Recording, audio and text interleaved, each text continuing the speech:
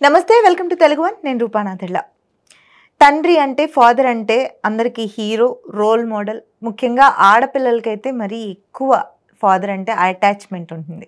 కానీ ఈ మధ్య కాలంలో కొంతమంది తండ్రుల వల్ల ఈ పదానికి, ఈ హీరో, ఈ లెజెండ్ ఇలాంటి పదాలకి కళంకం వచ్చేస్తుంది. సో అసలు మనిషేనా అన్న విధంగా కొంతమంది ఫాదర్స్ బిహేవ్ చేస్తున్నారు. ఈ విషయం గురించి సైకాలజిస్ట్ డాక్టర్ మృదులా కపిల గారితో మనం మాట్లాడదాం. మేడం నమస్తే. నమస్తే మ్యామ్, ఇది చాలా బాధాకరం. ఈ డిస్కషన్ మనం చేయటం కూడా చాలా బాధగా అనిపిస్తుంది. ఎందుకంటే ఫాదర్ ఒక దేవుడితో సమానం, హీరోతో సమానం, మనం అక్కడ చూస్తాం. కానీ గతంలో మీతో మనం డిస్కస్ చేసినప్పుడు ఒక చిన్న బాబు కూడా ఫాదర్ వల్ల అబ్యూజ్ అయ్యాడు అనే ఎగ్జాంపుల్ మనం చూసాం. టీచర్తో షేర్ చేసుకున్నాడు.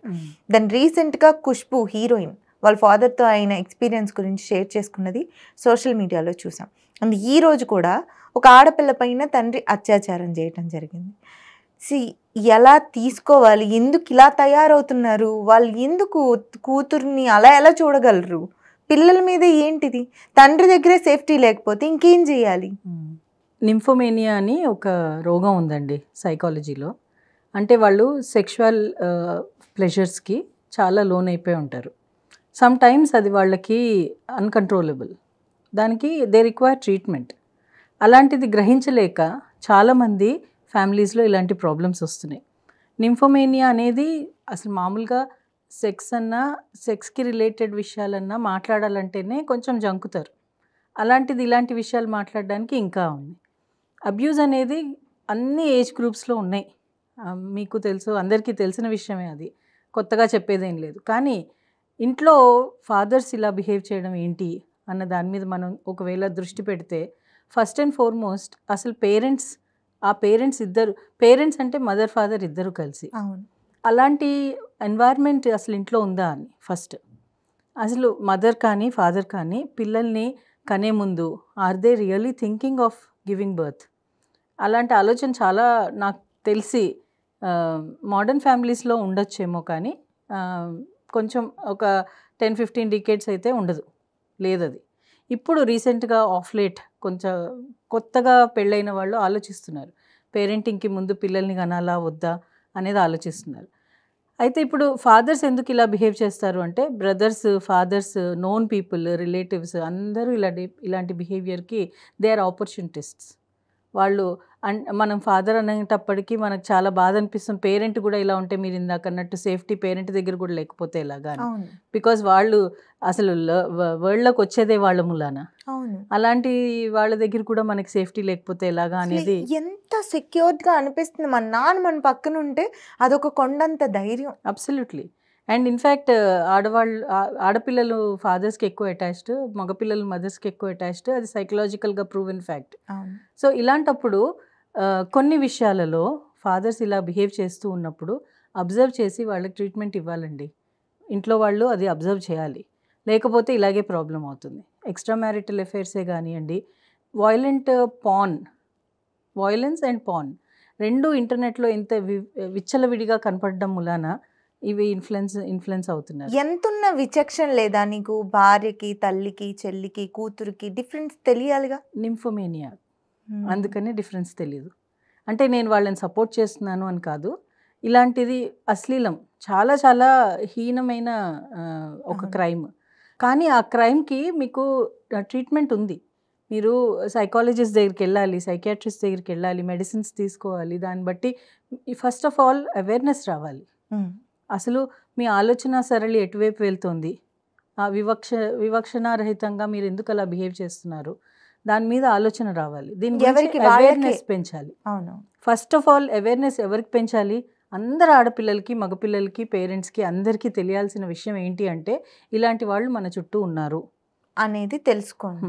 కాషియస్గా ఉండాలి, చాలా కాషియస్గా ఉండాలి. మీరు ఇష్టం వచ్చినట్టు పార్టీస్కి, పబ్స్కి, వాటికి వీటికి తిరుగుతున్నారు. ఇళ్లలోనే సేఫ్టీ లేనప్పుడు బయట అంతకంటా ఉండదు. వాచింగ్ పాన్ అనేది చాలా కామన్ అయిపోయింది ఈ మధ్య. చిన్నపిల్లలు కూడా అడిక్ట్ అవుతున్నారు దానికి. అసలు యాక్చువల్గా దాన్ని ఎలాగా నిర్మూలించాలి అనేది ఒక ఎత్తు అయితే, అవేర్నెస్ ఎలా బిల్డ్ చేయాలి అని చాలా పెద్ద హ్యూజ్ మార్కెట్ అండి అది. ఎలాగ ట్యాకిల్ చేయాలి, ఎంతవరకు అవేర్నెస్ పెంచినా సరే అసలు అది డెంట్ అన్నా పడుతుందా అని డౌట్ వస్తూ ఉంటుంది నాకు అప్పుడప్పుడు.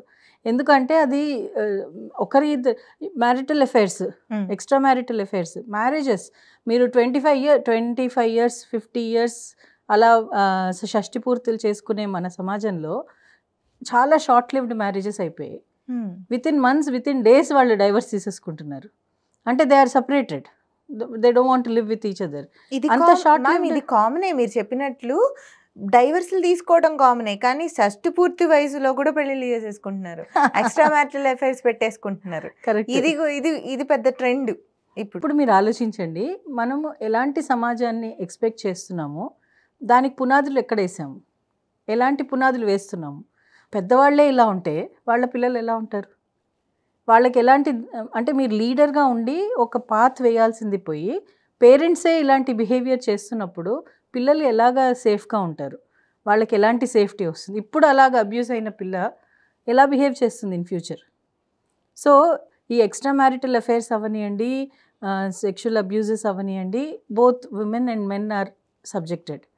అటు పక్క ఉమెన్ ఉన్నారు, ఇటు పక్క మెన్ ఉన్నారు, ఇద్దరు బ్లేమ్ అవుతారు. ఇద్దరు ఇన్ ఫ్యూచర్ వాళ్ళు ఎలా ఉంటారు అన్నది మనకు తెలియదు.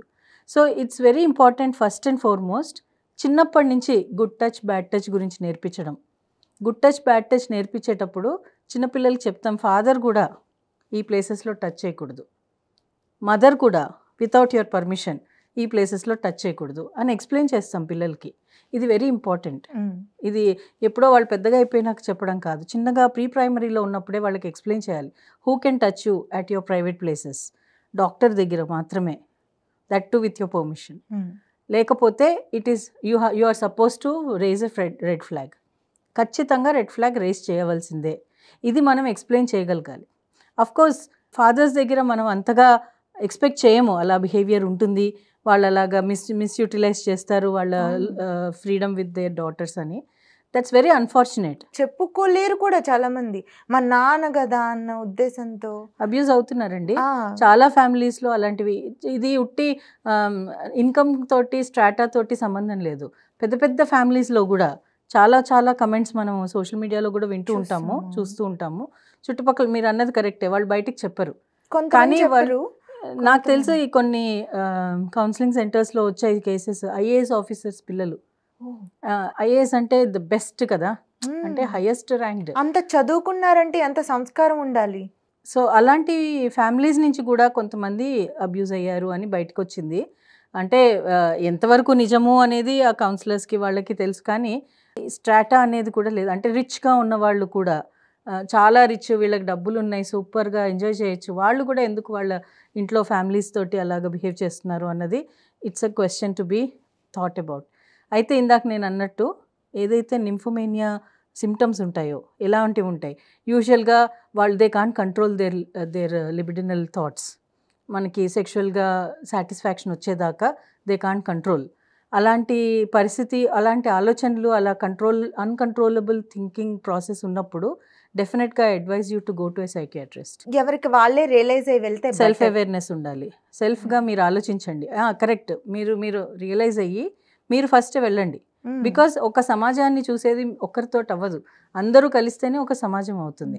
ఈ క్రైమ్ తగ్గాలి అంటే first I wish all psychiatrists and psychologist ఒక అవేర్నెస్ క్యాంపెయిన్ తీసుకురావాలి. అవేర్నెస్లో ఏంటి, ఎందుకు అసలు ఇలాంటి ప్రాబ్లమ్స్ వస్తాయి. అండ్ మనము చాలా మటుకు ఇన్ఫ్లుయెన్స్ అయ్యేది చిన్నప్పుడు కూడా ఇలాంటి కేసెస్ మీరు వినే ఉంటారు. ఎప్పుడైతే సోషల్ మీడియా, ఇంటర్నెట్ ఇవన్నీ రానప్పుడు కూడా ఉన్నాయి ఇవి. అవును, ఉన్నాయి, కానీ number of cases where very less. అంటే ఒక ప్రాబ్లమ్ని ప్రాబ్లంలా చూడడం ఒక ఎత్తు, దాన్ని ప్రాబ్లం కాకుండా అవ్వడం ప్రివెంటివ్ మెజర్స్ అది ఒక ఎత్తు. మనం ప్రివెంటివ్ మెజర్స్లో ఉండాలి. ప్రాబ్లం వచ్చేసిన తర్వాత we can't do anything much except for emotional support and any medical support. కానీ ప్రాబ్లం దాకా వెళ్లకుండా ఫస్ట్ మనం దీన్ని ఒక క్యాంపెయిన్, అదే నేను అవేర్నెస్ క్యాంపెయిన్ లాగా చేసి దాన్ని రెక్టిఫై చేసి ప్రివెంటివ్గా ఉండాలి. Preventive measures are more important. Prevention is better than cure. Right. మనం ఇంతకుముందు అదర్ స్టేట్స్లో ఎక్కడెక్కడో దూరంగా బీహార్ ఇట్లాంటి చోట్ల ఫాదరు బ్రదరు అత్యాచారం చేపట్టి ప్రెగ్నెంట్ అయిన అమ్మాయిలు, ఇలాంటి కేసులు కూడా మనం చూసాం. కానీ అన్ఫార్చునేట్ ఏంటంటే మన చుట్టుపక్కల కూడా జరిగిపోతున్నాయి. అవును, టు బి ఫ్రాంక్ మనం ఇండియా అంతా చూస్తే నార్త్ సైడ్ ఎక్కువగా ఉంటాయి ఇవి. ఇప్పుడు సౌత్ సైడ్ కూడా చాలానే అవుతున్నాయి. Same awareness, good touch bad touch schools దగ్గర నుంచి ఇది అంటే ఇది చాలా మటుకు స్కూల్స్ మేము చేసామని చెప్పి ఐ వాష్ చేస్తారు. కాదు, ఇది చాలా చాలా సీరియస్గా తీసుకుని దీన్ని చాలా ఇంపార్టెంట్గా కొంతమంది పేరెంట్స్ అనుకుంటారు ఇది చెప్పడం వలన వాళ్ళు ఎక్కువ అవేర్నెస్ అయిపోతుందేమో, అన్నెసెసరీగా వాళ్ళు అలాంటి ఆలోచనలు పెట్టుకుంటారేమో అని కొంతమందికి అపోహలు ఉన్నాయి. అంటే మనం గైడ్ చేయాలండి. మన దగ్గర నుంచి, పేరెంట్స్ దగ్గర నుంచి వాళ్ళు ఎక్స్పెక్ట్ చేసేది ఒక లీడర్ని. మీరు లీడ్ చేయాలి వాళ్ళ లైఫ్ని, వాళ్ళ కెరియర్స్కి, వాళ్ళ పర్సనల్ లైఫ్కి, వాళ్ళ సోషల్ లైఫ్కి. మీరు చెప్తే కదా, అమ్మ చెప్తేనే తెలిసింది, నాన్న అని అమ్మ చెప్తేనే తెలిసింది. కరెక్టే. కానీ ఎవరి స్వార్థం వాళ్ళకి అయిపోయింది మ్యామ్. నేను నా హ్యాపీనెస్, నేను ఇండివిజువల్గా ఎంత హ్యాపీగా ఉన్నాను ఇదే నడుస్తుంది. కానీ నా తర్వాత నా పిల్లలకి నేను ఒక రోల్ మోడల్ ఉండాలి, వాళ్ళకి ఇది నేర్పించుకోవాలి. ఇది తగ్గటం మూలాన కూడా చాలా వరకు ఇట్లాంటి జరుగుతున్నాయి. That is true. అంటే అదే పేరెంటింగ్ మీద చాలా అవగాహన రావాలి. పేరెంట్స్ అవ్వకముందే మీరు ఆలోచించుకోవాలి.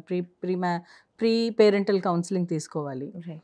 అండ్ ఒక్కసారి పిల్లలు పుట్టిన తర్వాత వాళ్ళ బాధ్యత అంతా మీదే, వాళ్ళు అడల్ట్ అయ్యేదాకా. సో అది కూడా ఇంపార్టెంట్ చాలా. అంటే మీ ఈగోని వాళ్ళ మీద రుద్దకుండా వాళ్ళని ఎలా పెంచాలో నేర్చుకుని పెంచడం బెటర్.